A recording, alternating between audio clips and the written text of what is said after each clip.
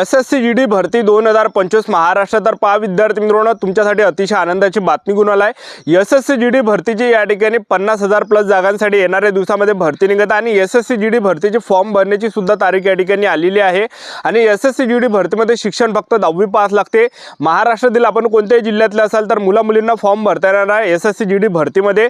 आणि या भरतीमध्ये आपला निवड कशा प्रकारे होणार आहे, त्याचबरोबर एसएससी जीडी भरतीमध्ये जे यावर्षी 2024 ची भरती झाली तर भरपूर विद्यार्थी या ठिकाणी जे एसएससी जीडी भरतीमध्ये फिजिकल मध्ये या ठिकाणी कटलेले एक लक्षात ठेवा। आणि सर्वात जास्त जे पोरं या ठिकाणी कटले असेल तर ते पेपर मध्ये या ठिकाणी कटलेले आहेत। तर जे पण विद्यार्थी मागच्या भरतीमध्ये ज्या पण विद्यार्थ्यांचं सिलेक्शन झालं नसेल या 2024 च्या भरतीमध्ये, तर आपल्याला या ठिकाणी खचून जायचं नाही आहे, कारण की नवीन या ठिकाणी एसएससी जीडी ची भरती या ठिकाणी निघून राहिली। तर एसएससी जीडी भरतीची तारीख या ठिकाणी जाहीर करण्यात आलेली आहे। तर मी तुम्हाला सांगणार आहे व्हिडिओच्या माध्यमातून की एसएससी जीडी भरतीचे फॉर्म भरणे कोणत्या तारीखपासून होत आहे, पेपर आपल्या कधीपर्यंत असणार आहे आणि जागांचा जर विचार केला तर जवळपास 50,000 प्लस जागांसाठी ही एसएससी जीडी ची भरती निघत आहे। तर एसएससी जीडी भरतीमध्ये उंची किती लागते, छाती किती, ग्राउंडला कोणकोणते येणार, लेखी परीक्षेचा अभ्यासक्रम काय, निवड प्रक्रिया काय आहे, संपूर्ण माहिती मी तुम्हाला आजच्या व्हिडिओच्या माध्यमातून एसएससी जीडी भरतीबद्दल सांगणार आहे। आजचा व्हिडिओ खूप महत्त्वाचा होणार आहे, व्हिडिओ शेवटपर्यंत बघा आणि व्हिडिओला आताच लाईक करा। नमस्कार विद्यार्थी मित्रांनो, माझी नोकरी कॉर्नर यूट्यूब चॅनलवर मी गोपाल अनखडे तुमचं सर्वांचं सहर्ष स्वागत करतो। तर मित्रांनो, व्हिडिओचा थंबनेल बघून तुमच्या लक्षात आलं असेल की आपला व्हिडिओ कोणत्या टॉपिकवर होणार आहे। व्हिडिओ सुरू करण्याच्या आधी आपल्या यूट्यूब चॅनलला सबस्क्राइब करा, जेणेकरून प्रत्येक भरतीचे अपडेट तुमच्यापर्यंत सर्वात आधी पोहोचेल।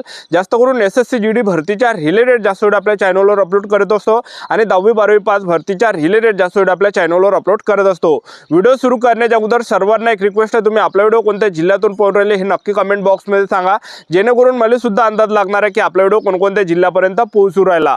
तर पहा विद्यार्थी मित्रांनो, एसएससी जीडी मध्ये दरवर्षी या ठिकाणी भरती निघत असते आणि एसएससी मार्फत जे स्टाफ सिलेक्शन कमिशन मार्फत एसएससी जीडी चे जागा दरवर्षी निघत असते आणि ते 40 ते 50,000 प्लस जागांसाठी भरती निघत असते। आणि यामध्ये जागांचा जर आपण विचार केला तर पहा बीएसएफ झालं, सीआरपीएफ झालं, सीआयएसएफ झालं, त्याचबरोबर ITBP, Assam rifle, SSB, NCB, त्याचबरोबर एसएसएफ, तर एसएसबी, तर ह्या काही पॅरामिलिटरी फोर्सेसच्या जागा यामध्ये एसएससी जीडी मध्ये राहते एक लक्षात ठेवा।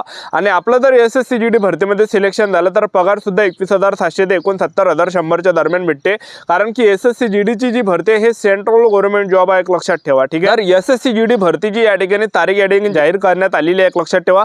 ज्यांचं सुद्धा 2024 च्या भरतीमध्ये एसएससी जीडी भरतीमध्ये सिलेक्शन झालं नसेल, ज्यांचं सुद्धा जे पण विद्यार्थी या ठिकाणी कटले असेल, पेपरमध्ये कटले असेल म्हणा, किंवा तुम्ही ग्राउंडमध्ये कटले असेल म्हणा, किंवा मग तुम्ही या ठिकाणी जे फॉर्म ज्यांनी सुद्धा भरला नसेल मागच्या वेळेस, तर पहा विद्यार्थी मित्रांनो, आपल्याला खचून जायचं नाही आहे, कारण की नवीन एसएससी जीडी भरतीची या ठिकाणी जाहीर करण्यात आली आहे।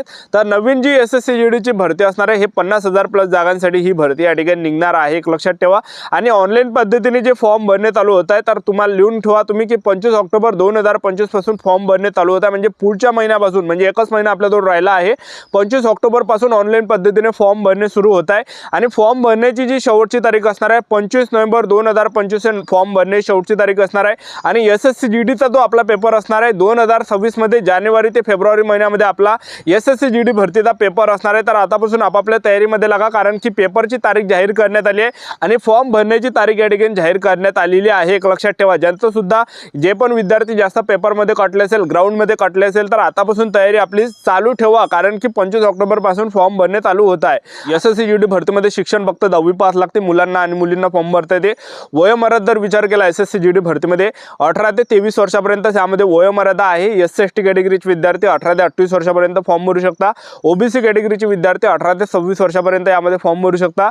आणि आपलं यामध्ये वय मोजलं जाते, गणलं जाते ते 1 ऑगस्ट 2025 रोजी आपलं वय मोजलं जाते। आणि फीचा जर विचार केला जनरल ओबीसी ईडब्ल्यूएस कॅटेगरीसाठी यामध्ये 100 रुपये फी राहते। एससी एसटी कॅटेगरीचे असाल, एक्स सर्व्हिसमॅन असाल तर 1 रुपये सुद्धा यामध्ये फी नाही। आणि तुम्ही जर महिला उमेदवार असाल, SC ST OBC EWS NT VJ open SBC SBC कोणत्या कॅटेगरीच्या 1 रुपया सुद्धा आपल्याला फी लागणार नाही आहे एक लक्षात ठेवा, ठीक आहे।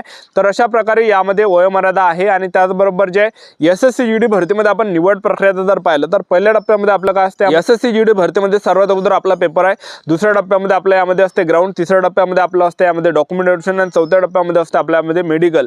तर अशा प्रकारे निवड प्रक्रिया एसएससी जीडी भरतीची आहे। तर सर्वात अगोदर एसएससी जीडी भरतीमध्ये आपलं काय असणार आहे, पेपर असणार आहे। आणि एसएससी जीडी भरतीमध्ये पेपरला जे प्रश्न परीक्षेला विचारले जाते तर पहा 80 प्रश्न परीक्षेला विचारले जाते, एका प्रश्नाला 2 गुण आहे। तर पेपरला जे प्रश्न परीक्षेला विचारले जाणार आहे तर पहा सामान्य ज्ञान आणि करंट अफेअरचे 20 प्रश्न परीक्षेला विचारले जाते। जाते। त्याचबरोबर बुद्धिमत्ता चाचणीचे 20 प्रश्न परीक्षेला विचारले जाते। त्याचबरोबर गणिताचे 20 प्रश्न परीक्षेला विचारले जाते आणि त्याचबरोबर हिंदी व्याकरण किंवा इंग्रजी ग्रामर ह्या दोनपैकी एक सब्जेक्ट आपल्याला निवडावा लागते। तर त्यामधलं एक आपण सब्जेक्ट निवडू शकतो।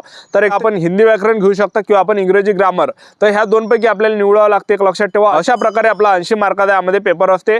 तर 20 मार्कासाठी सामान्य ज्ञान आणि करंट अफेअर्स, त्याचबरोबर बुद्धिमत्ता चाचणीचे 20 प्रश्न, गणिताचे 20 प्रश्न आणि हिंदी व्याकरणचे 20 प्रश्न, अशा प्रकारे 80 मार्काचा पेपर आहे आणि एका घंट्यात आपल्याला पेपरसाठी टाइम भेटते। तर एका घंट्यातच आपल्याला पेपरसाठी टाइम भेटते, म्हणजे 60 मिनिटाचा टाइम भेटते आपल्याला। हे जे 60 मिनिटं राहते एक तर आपली जिंदगी बदलू शकते किंवा मग आपल्याला एका वर्षाचा आणखीन अनुभव आपल्याला या ठिकाणी देऊ शकते, एक लक्षात ठेवा, ठीक आहे। तर आणि त्याचबरोबर निगेटिव्ह मार्किंगचा जर विचार केला तर 0.25 एवढी निगेटिव्ह मार्किंग SSC GD भरतीमध्ये राहते, एक लक्षात ठेवा, ठीक आहे।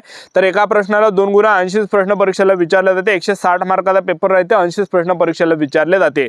आणि SSC GD भरतीमध्ये पेपर झाल्यानंतर दुसऱ्या टप्प्यामध्ये आपलं काय असते, यामध्ये ग्राउंड उंचीचा जर विचार केला तर पुरुष उमेदवारांसाठी उंची 170 सेंटीमीटर लागते, महिला उमेदवारांसाठी उंची यामध्ये 157 सेंटीमीटर लागते।